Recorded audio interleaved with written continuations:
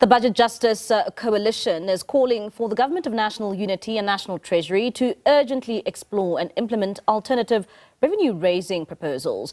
The organisation has tabled proposals it says are equitable, redistributive and grounded in the lives and realities of South Africans. For more on this, we're now joined by Matshidiso Lencoasa, who is a member of the steering committee of the Budget Justice Coalition. She joins us now in studio for more on this conversation. Matshidiso, thank you so much for your time. I mean, firstly, let's get your reaction as the Budget Justice Coalition when it comes to that budget, which was passed in the National Assembly this week. Sure. Thank you very much for the opportunity to talk about this. So I think that we, like many people in this country, are quite disappointed that the fiscal framework was approved in Parliament this week, being that it's quite dependent on a 0.5% VAT increase for this year. This is quite disappointing because we know that the economy right now hasn't been so easy for many people in this country, and it's likely to make things worse for economically vulnerable people, households. This plus the tariffs that are being imposed on an international perspective by America, as well as the persistent unemployment, poverty and inequality that our country faces. We really do see now that we need more alternatives that are more rooted in the rights of the people in this country. I mean, as much as that the budget was passed, there were a number of political parties who opposed it in the National Assembly.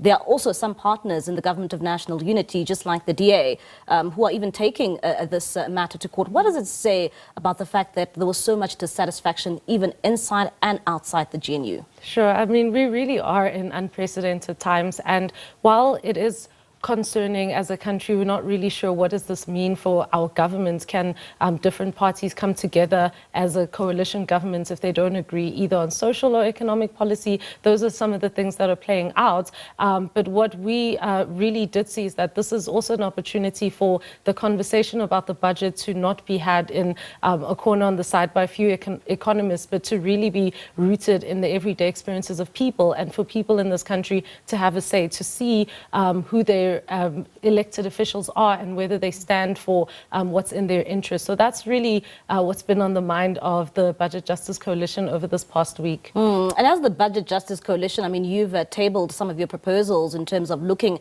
at alternatives that the minister can sort. Maybe if you can just share some of those alternatives with us. Sure. So this Parliament submissions leading up to this budget being passed, there were 51 submissions, which is also quite unprecedented, and 49 of those opposed the VAT increase and had alternatives. So, you know, we've been proposing alternatives for years that are more progressive and more pro-poor rather.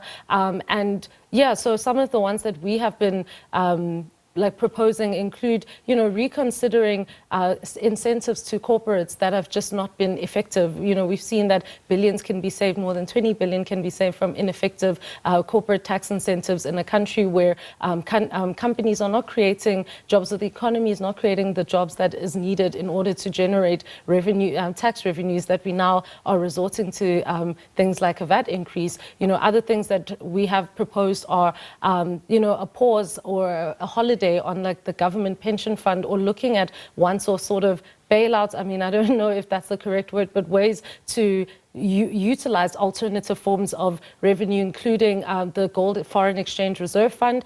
So we detail a lot of this, and we'll continue to do advocacy around this. And it is also available in the submission that we made in Parliament. But this is all really just saying that there is often a narrative that it is what it is, and people have to leave it that way. But it doesn't have to be like that. And in a context where we're now seeing all the pressure on our economy, on the pressures of jobs, we really still have an opportunity to create a budget, or pass a budget that works for the people of this country. Maybe, you know, this time around there was politics, or the budget speech itself was politicized, but, you know, we still have a medium-term budget policy statement. And also, what's important to note is that many of the parties who did even pass the budget did so with a condition that within 30 days they need to explore alternatives. I mean, for us as the BJC, we say that 30 days is quite too long, because by then the VAT increase would have been in effect. It would have been made by then. But during this time, we're really calling for more urgent recognition of the alternatives, and to really just table them to show that this government, even National Treasury, when they make decisions, they need to make decisions in the interest of the people in this country. Of course, now the ball really lies in the court of the Finance Minister, Enoch Godongwana, to seek those alternatives.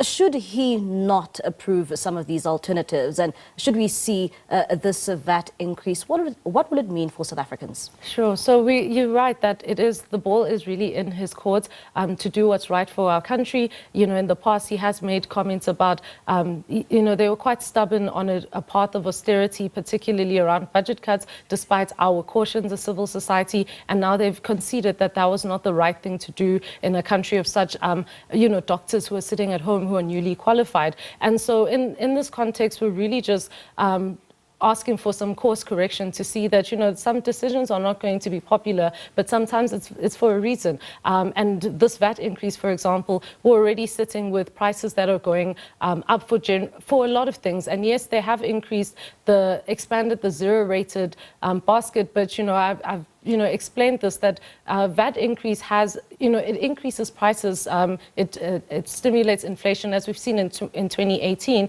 but it doesn't have to be like that. And so we're just concerned that the increase to the impact that it will have on everyday people is that the input costs will be much higher. So things like oil, for instance, are not zero-rated. And so it is almost like putting a bandage towards something sad. And so we're really urging National Treasury to really consider that decision.